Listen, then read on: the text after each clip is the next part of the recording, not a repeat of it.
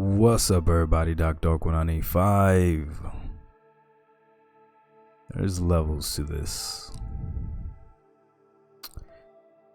So I'm about to go live on Twitch to continue playing Horizon Zero Dawn. This is the game I'm playing right now currently. It's an amazing game. I'm having a lot of fun with it. Some of you guys told me that I would get bored with it. But I'm not bored with it yet. Some of you guys said that there's a lot of walking in it. I'm still not bored with the walking. I am thoroughly enjoying the game. And this got me thinking, right? You see, it's only a matter of time before I myself purchase another PS5.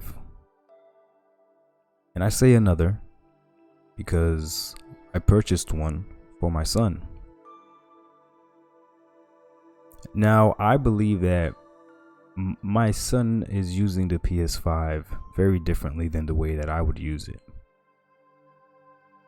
I was never really big into multiplayer games until I joined the Microsoft ecosystem and really started playing Xbox games. But besides that, the only multiplayer game that I actually played and was kind of into was Apex Legends, which you can see on the screen.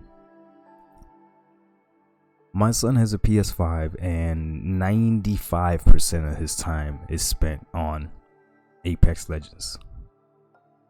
He plays other stuff, but that's his bread and butter right there. That's what his friends play, and his friends are also on PS5s and PS4s. He enjoys the single player games, but not as much as I enjoy the single player games. And with that being said, I've been thinking a lot the past few days.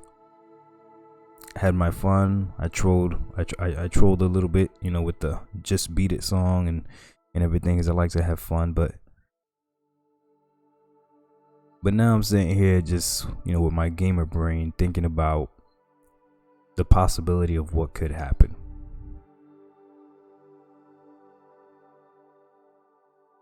There's two different ways. I mean, there's many different ways to make money, but I want to propose to you two very different strategies. Okay? You can make a very cheap product and sell a lot of it, or you can make a very high quality product, make a minimal amount of that product, but sell it at a high price. The market eventually dictates what's more valuable, and there's plenty of situations where both things can make money. That's why you have companies like McDonald's, right? That makes cheap fast food that has no problem making money. And then you have high-end restaurants that also have no problem making money, even though they don't have the same, real estate as McDonald's does or anything like that. But they'll charge you $15 for a burger, where McDonald's will charge you $1.25 for a burger, right? And as a consumer, we can honestly enjoy both. Like, no cap, no lie, nothing. We can honestly enjoy both. And there are some situations where you will prefer a cheap burger over an expensive burger. I know I'm not the only one that has gone to a restaurant and seen a $12, $13, $14, $15 burger, ate the burger, and then you're like, that definitely wasn't worth it.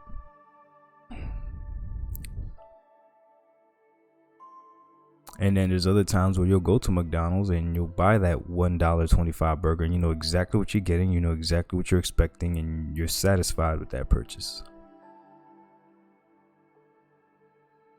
This is what I see gaming as right now. But here's the problem. I used to think that I wanted Sony to have a subscription service equivalent to Game Pass. See, the value in Game Pass to me is undeniable. However,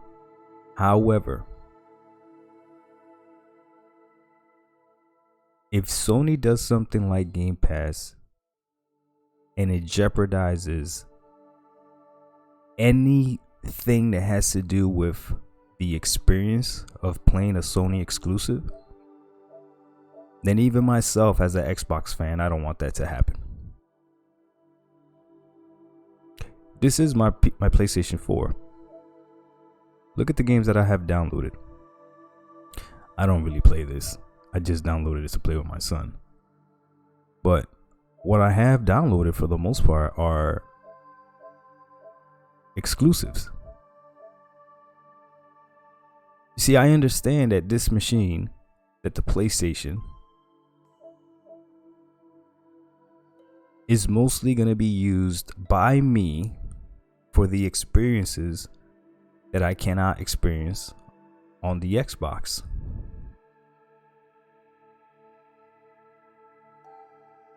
What I want Sony to do as a gamer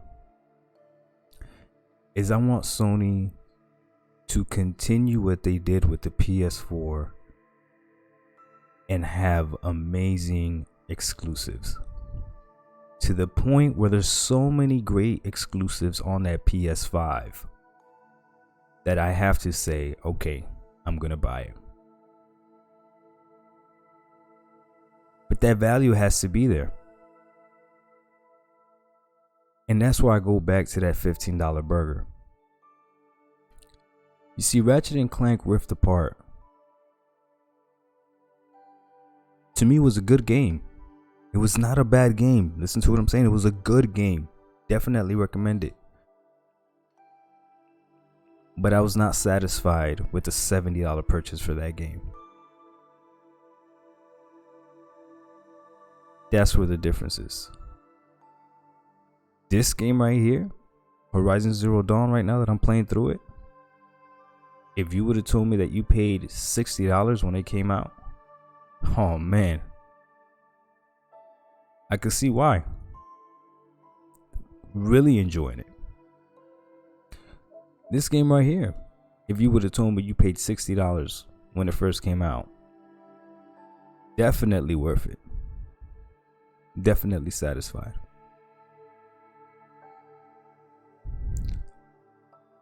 So I guess what I'm trying to say is, once again, there's plenty of times where I can admit that I will agree with the PlayStation fan base, and occasionally, sometimes the ponies might have a good point here or there.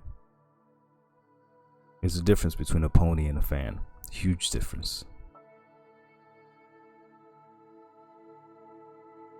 It used to be that the PlayStation was a place where, for the most part, if you were a PlayStation owner, you were pretty good. You're pretty satisfied because you were getting all the major multiplats, and then you had these exclusives coming out. Xbox changed the game with their whole Game Pass and the value proposition that they propose with Game Pass. But if you are a person that doesn't like subscription services anyways, then PlayStation is still very much the place for you. The only problem will be is if Microsoft now starts playing that exclusive game as well and starts having games only exclusive to the Xbox, then you will probably be in the same situation that I'm at, where you're just waiting to see if there's enough games on the other side where you want to go ahead and buy that next gen console for the other side. If not, though, you could just sit there and just wait.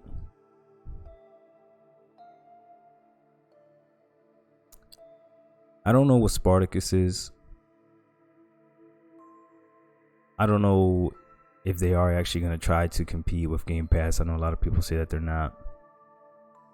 But now the way that I'm looking at it is, I want to pay for one subscription service, which is going to be Game Pass.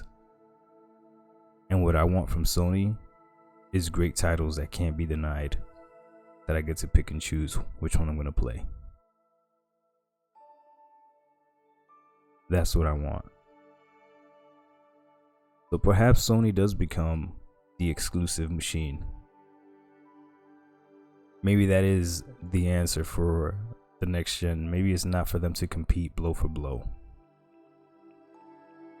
And Xbox becomes the value proposition machine.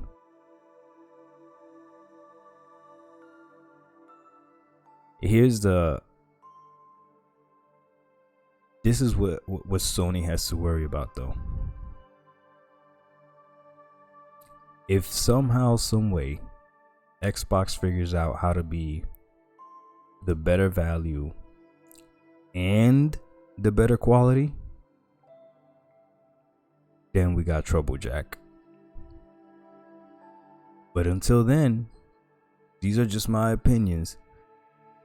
I've played a lot of great games on the Xbox. A lot of great games on the Xbox. But man, Sony got some bangers.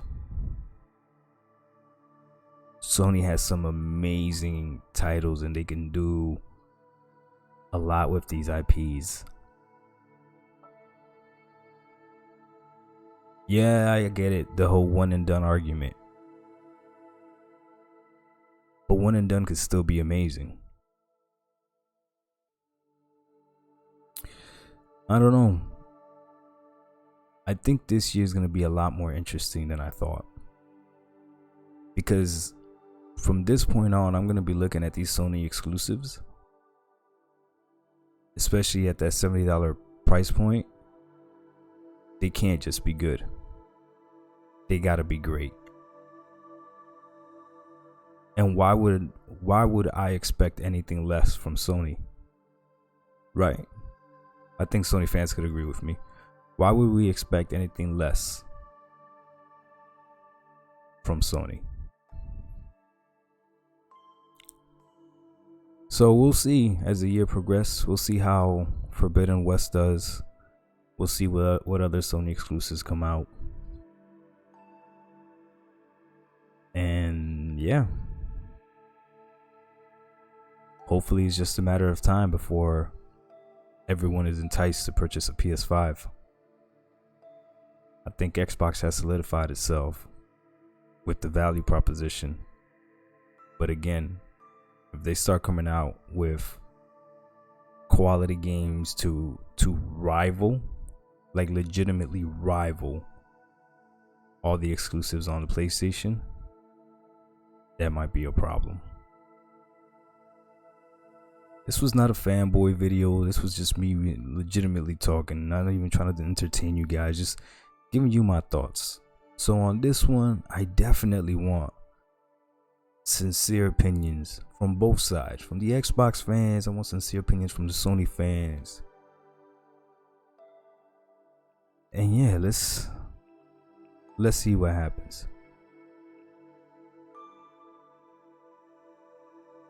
I think this is the last thought I'm going to leave you. I think that Sony needs to have exclusive games to survive.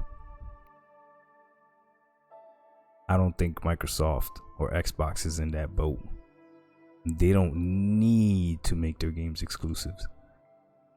I think they're going to, from time to time, to try to entice people that haven't already joined the ecosystem to join it. So it makes sense why Call of Duty, I could foresee it. I could see it still being multi-plat. And like I said before, it doesn't affect me as a gamer. Like, it doesn't matter if you can play it or not. But as a PlayStation fan, if I want PlayStation to continue to be relevant, I think they need to have exclusives. Because without their exclusive titles, what is PlayStation this generation? You let me know. DocDog1985. There's levels to this. I'm about to go live on Twitch to play that Horizon for Zero Dawn. Come chat with me. I'm out. Peace.